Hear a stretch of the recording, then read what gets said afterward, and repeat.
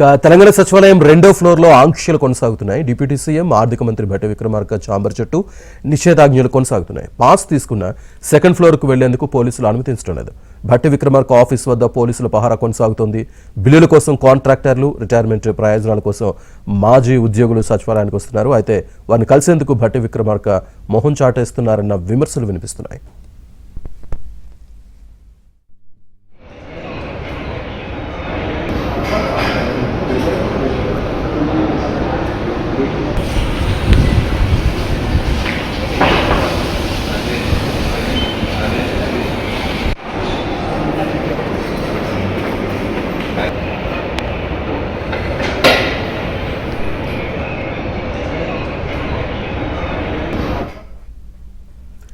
తెలంగాణ సచివాలయం రెండో ఫ్లోర్లో ఆంక్షలు కొనసాగుతున్నాయి. డిప్యూటీ సీఎం ఆర్థిక మంత్రి భట్టి విక్రమార్క ఛాంబర్ చుట్టూ నిషేధాజ్ఞలు కొనసాగుతున్నాయి.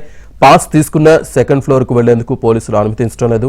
భట్టి విక్రమార్క ఆఫీస్ వద్ద పోలీసుల పహారా కొనసాగుతోంది. బిల్లుల కోసం కాంట్రాక్టర్లు, రిటైర్మెంట్ ప్రయోజనాల కోసం మాజీ ఉద్యోగులు సచివాలయానికి వస్తున్నారు. అయితే వారిని కలిసేందుకు భట్టి విక్రమార్క మొహం చాటేస్తున్నారన్న విమర్శలు వినిపిస్తున్నాయి.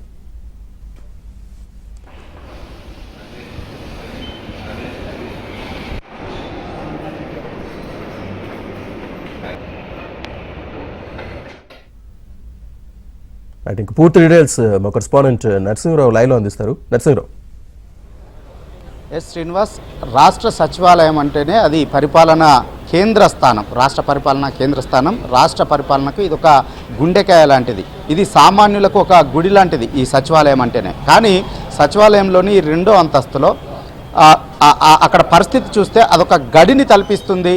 అంతేకాకుండా ఈ ప్రజాపాలన అని చెప్పుకుంటున్నటువంటి ఈ రాష్ట్ర సచివాలయంలో, ఈ సర్కారు పాలనలో రెండో అంతస్తులో అప్రకటిత కర్ఫ్యూను తలపిస్తుంది పరిస్థితి అనేటువంటి ఒక విమర్శ అయితే పెద్ద ఎత్తున వినిపిస్తూ ఉంది.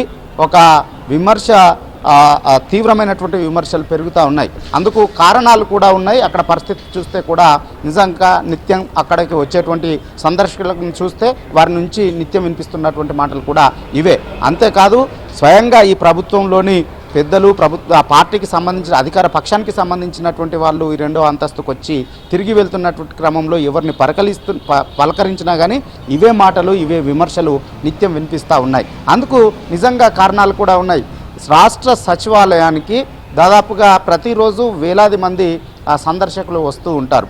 ఇటు పెన్షన్లు, తమకు పెన్షన్లు రావడం లేదని, రిటైర్మెంట్ అయినప్పటికీ రిటైర్మెంటు బెనిఫిట్స్ రావడం లేదని చెప్పి ఎన్నో ఏళ్ళుగా తాము పనులు చేసిన కాంట్రాక్టు బిల్లులు రావడం లేదని చెప్పి, అదేవిధంగా తమకు పెన్షన్లు రావడం లేదని చెప్పి, ఇందిరమ్మ ఇండ్లు కావాలని చెప్పి తమ గోడను వెలుబుచ్చుకోవడం కోసము, అధికారులను కలవడం కోసము, మంత్రుల్ని కలవడం కోసము, మంత్రుల పేషీల్లో అధికారులను కలవడం కోసము నిత్యం వందలాది మంది సచివాలయానికి వస్తూ ఉంటారు. సచివాలయానికి రావాలన్నా, లోనికి వెళ్ళాలన్నా, పేషీల్లో అధికారులను కలవాలన్నా కానీ ఇక్కడ ఒక సాంప్రదాయము ఎన్నో ఏళ్ళుగా కొనసాగుతూ వస్తుంది. అందులో ప్రధానంగా 3 నుంచి 5 గంటల వరకు సందర్శకుల టైమును కేటాయించారు. సో లోపలికి వెళ్ళాలంటే ఇక్కడ సచివాలయం బయట మీడియా సెంటర్ పక్కనే ఒక కార్యాలయం ఉంటుంది. ఇందులో ఆధార్ కార్డును తీసుకొని వస్తే వారికి లోపలికి వెళ్ళడానికి పాసులను జారీ చేస్తారు. వారి ఆధార్ నెంబర్ తీసుకొని ఏ పేషీకి వెళ్ళాలి, ఎందుకోసం వెళ్ళాలి అనేటువంటి వివరాలు రాసుకొని వారిని కలిసేందుకు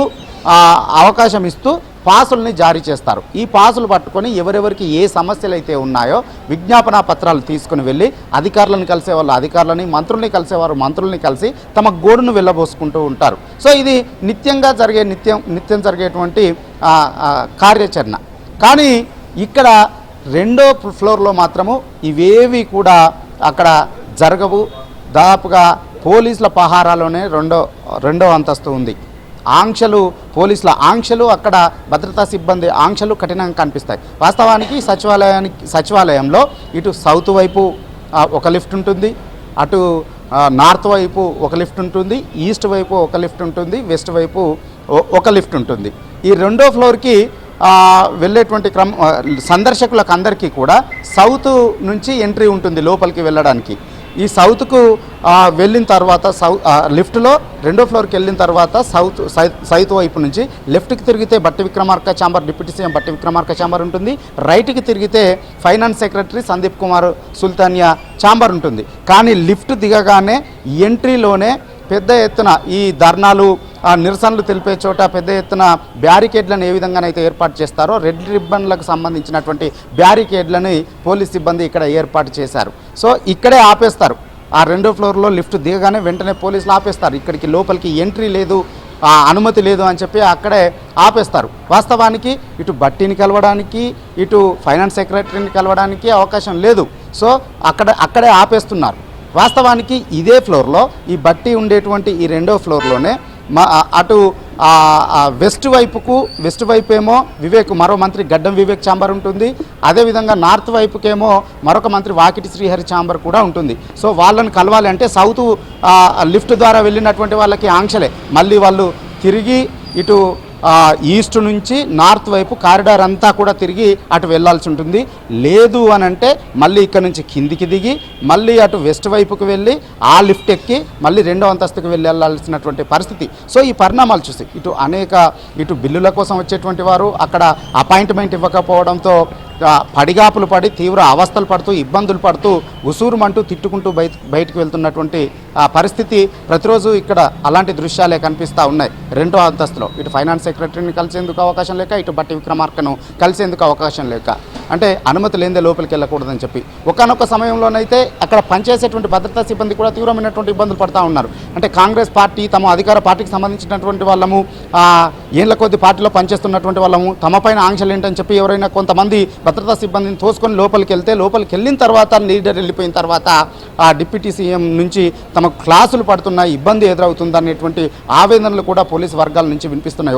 ఒక మాటలో చెప్పాలంటే ఆ 2వ ఫ్లోర్లో డ్యూటీలు చెయ్యాలి అని అంటేనే ఎస్పీఎఫ్ సిబ్బంది కొంత జంకుతున్నటువంటి పరిస్థితి కనిపిస్తుంది. ఎవరు బాటంగా బయటికి చెప్పకపోయినప్పటికీ అంతర్గతంగా మాట్లాడుతున్నప్పుడు తమ ఆవేదనను వెలిపిస్తున్నటువంటి సందర్భము, పరిస్థితులు అక్కడ కనిపిస్తూ ఉన్నాయి. సో మొత్తానికి ప్రజాపాలన కంచెలు బద్దలు కొట్టుకొని వచ్చాము అని చెప్తున్నటువంటి వాళ్ళు సామాన్య ప్రజల గోడును విని వాటికి సముదాయించి పంపించేటువంటి ఓపిక కూడా లేకపోతే ఎట్లా అనేటువంటి విమర్శలు కనిపిస్తున్నాయి. తమకు చెల్లించాల్సినటువంటి బకాయిలు, రావాల్సినటువంటి బిల్లులు చెల్లిస్తే తాము ఇక్కడికి రావాల్సినటువంటి అవసరం లేదు కదా అని ఇటు రిటైర్డ్ ఉద్యోగులు, అదేవిధంగా కాంట్రాక్టు పనులు చేసినటువంటి వాళ్ళు కూడా ఆవేదనను వ్యక్తం చేస్తూ, ఆగ్రహాన్ని వ్యక్తం చేస్తూ ప్రతినిత్యం ఇక్కడికి సెక్రటేరియట్కి వచ్చి ఆగ్రహాన్ని వెలిబుస్తూ బయటికి వెళ్ళిపోతున్నటువంటి సిచ్యువేషను, పరిస్థితి అక్కడ కనిపిస్తూ ఉంది. సో ఎందుకు ఇలాంటి పరిస్థితి ఉంది? ఎందుకు అసలు వాస్తవానికి 6వ ఫ్లోర్లో ఏంటంటే 6వ ఫ్లోర్లలో ముఖ్యమంత్రి ఛాంబర్ ఉంటుంది. సో అక్కడ మాత్రమే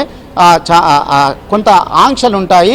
అక్కడ అపాయింట్మెంట్ ఉన్నటువంటి వాళ్ళని మాత్రమే లోపలికి తీసుకునేటువంటి సాంప్రదాయము ఎప్పటి నుంచో కొనసాగుతూ వస్తుంది. కానీ ఇక మిగతా మంత్రులు ఉన్నటువంటి ఛాంబర్ల వద్ద ఎక్కడా కూడా ఎప్పుడు కూడా ఆంక్షలు అనేటువంటివి లేవు. అటు ఉమ్మడి రాష్ట్రంలో లేవు, తెలంగాణ వచ్చిన తర్వాత లేవు, ఇప్పుడు కూడా లేవు, ఇంత ముందు వరకు కూడా లేవు. కానీ ఈ ప్రభుత్వం వచ్చిన తర్వాత ఈ డిప్యూటీ సీఎంకు సంబంధించినటువంటి ఛాంబర్ వద్ద ఇప్పుడు ప్రత్యేకంగా ఆంక్షలు పెట్టడం ఏంటి అనేటువంటి ఒక చర్చ అయితే ఇప్పుడు విస్తృతంగా కొనసాగుతుంది.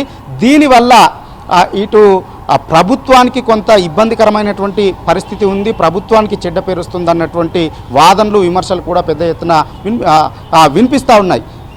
వారు ఏదైనా సమస్యతో రావచ్చు, బిల్లులే కావచ్చు, ఇంకేదైనా కావచ్చు, సమస్యతో వచ్చినప్పుడు సమస్య వినొచ్చు, సమాధానం చెప్పి పంపించవచ్చు. కానీ సమాధానం వారిని కలవడానికే ఇష్టపడకుండా, వారి విజ్ఞప్తిని తీసుకోవడానికి ఇష్టపడకుండా, వారికి సమాధానం చెప్పకుండా వారిని అక్కడే ఆపేసి ఇబ్బంది పెట్టి లోపలికి పంపించడం అనేటువంటిది అది మంచి సాంప్రదాయం కాదనేటువంటి విమర్శ ఇక్కడికి వచ్చినటువంటి సందర్శకుల నుంచి వినిపిస్తూ ఉంది. తాము ఇక్కడి నుంచి పాస్ తీసుకుంటా ఉన్నాం, లీగల్గా వెళ్తూ ఉన్నాం, అక్కడికి వెళ్ళిన తర్వాత ఆపడం ఏంటి, తమకి అపాయింట్మెంట్ ఇవ్వకపోవడం ఏంటి, తమ గోడు వినకపోవడం ఏంటి అనేటువంటి ఆవేదనను వెలుబుచ్చుతూ ఉన్నారు. సో 6 ఫ్లోర్లలో ఏ ఫ్లోర్లో లేనటువంటి ఆంక్షలు ఈ ఫ్లోర్లోనే ఎందుకు కొనసాగుతూ ఉన్నాయి? ఎందుకు దీన్ని మార్చడం లేదు, మార్పులు చేయడం లేదు? దీనివల్ల ప్రభుత్వానికి ఏమైనా శోభ వస్తుందా? గత ప్రభుత్వం మీద పెద్ద ఎత్తున విమర్శలు చేశారు. వీరు వచ్చిన తర్వాత కంచెలు బద్దలు కొట్టామని చెప్పి ఘనంగా చెప్పారు. కానీ కంచెలు బద్దలు కొట్టామని చెప్పినప్పటికీ ఇక్కడ అప్రకటిత ఎమర్జెన్సీ పరిస్థితి ఎందుకు ఈ 2వ ఫ్లోర్లో ఉంది, ఎందుకు కలిసేందుకు అవకాశం ఇవ్వడం లేదు అనేటువంటి ఒక విమర్శలు అయితే పెద్ద ఎత్తున వినిపిస్తూ ఉన్నాయి. సో ఇప్పటికీ కూడా అది ప్రారంభమైనప్పటి నుంచి ఈ ప్రజాప్రభుత్వం ఏర్పడ్డప్పటి నుంచి, కాంగ్రెస్ ప్రభుత్వం ఏర్పడ్డప్పటి నుంచి ఇప్పటి వరకు కూడా అవి కొనసాగుతూనే ఉన్నాయి. గతంలో ఇక్కడ ఆందోళన చేసినటువంటి నేపథ్యంలో, బిల్లుల కోసం ఆందోళన చేసినటువంటి నేపథ్యంలో ఈ ఆంక్షలు, ఈ ఎమర్జెన్సీ పరిస్థితి అయితే మరింత కఠినమైపోయింది. అంతకుముందు అక్కడ నుంచి లోపలికి ఎంట్రీ ఇచ్చేటువంటి వాళ్ళు. కానీ సౌత్ లిఫ్ట్ దిగిన తర్వాత ఇప్పుడు ఎంట్రీనే మొత్తం మూసేశారు, రెడ్ రిబ్బన్తో క్లోజ్ చేసేశారు, బ్యారికేడ్ పెట్టి క్లోజ్ చేసేశారు. ఎవరైనా ముఖ్యమైనటువంటి వాళ్ళు అటు వివేక్ ఛాంబర్ వైపు లేదంటే వాకిటి శ్రీహరి ఛాంబర్ వైపు వెళ్తున్నామనంటే కొంత ముఖ్యమైనటువంటి వాళ్ళని తప్ప మినహా ఎవరిని కూడా అనుమతించడం లేదు. ఇటు మీడియా ప్రతినిధులు కావచ్చు, మంత్రులు కావచ్చు, ఎమ్మెల్యే కావచ్చు, నేతలు కావచ్చు, పిఆర్ఓలు కావచ్చు, ఎవరు కూడా అటువైపు వెళ్ళడానికి. వాస్తవం చెప్పాలంటే సౌత్ లిఫ్ట్ నుంచి వెళ్ళేటువంటి వాళ్ళకి మంత్రి గడ్డం వివేక్ ఛాంబర్కి వెళ్ళాలంటే బట్టి విక్రమార్క ఛాంబర్ ముందు నుంచి అయితే చాలా ఈజీ, నియర్ బై ఉంటుంది. కానీ ఎవరు కూడా వివేక్ ఛాంబర్కి వెళ్ళాలంటే, మంత్రి వివేక్ ఛాంబర్కి వెళ్ళాలంటే బట్టి ఛాంబర్ నుంచి ముందు నుంచి వెళ్ళడం అయితే నిషేధం. సో అలాంటి వాళ్ళు ఇటు వెస్ట్ వైపుకు, ఈస్ట్ వైపుకి వచ్చి నార్త్ వైపు నుంచి వెస్ట్ వైపుకి అంటే 100 మీటర్లు తిరిగి వెళ్ళాల్సినటువంటి పరిస్థితి ఉంది. ఎందుకు ఇంత ఆంక్షలు, ఎందుకు ఇలాంటి కఠిన నిబంధనలు అనేటువంటి ఒక తీవ్రమైనటువంటి విమర్శలు అయితే వినిపిస్తూ ఉన్నాయి. ఇది ప్రభుత్వానికి చెడ్డ పేరు తెస్తుంది తప్ప, ప్రజాప్రభుత్వాన్ని మనం ఘనంగా చెప్పుకుంటున్నటువంటి సమయంలో ఇది ప్రభుత్వానికి కొంత ఇబ్బంది, చెడ్డ పేరును తీసుకొస్తుంది తప్ప మంచిది కాదు అనేటువంటి మాటలు వినిపిస్తూ ఉన్నాయి. వచ్చేటువంటి సందర్శకులు కూడా అదే అభిప్రాయాన్ని వ్యక్తం చేస్తూ ఉన్నారు. Srinivas. Right, thank you very much.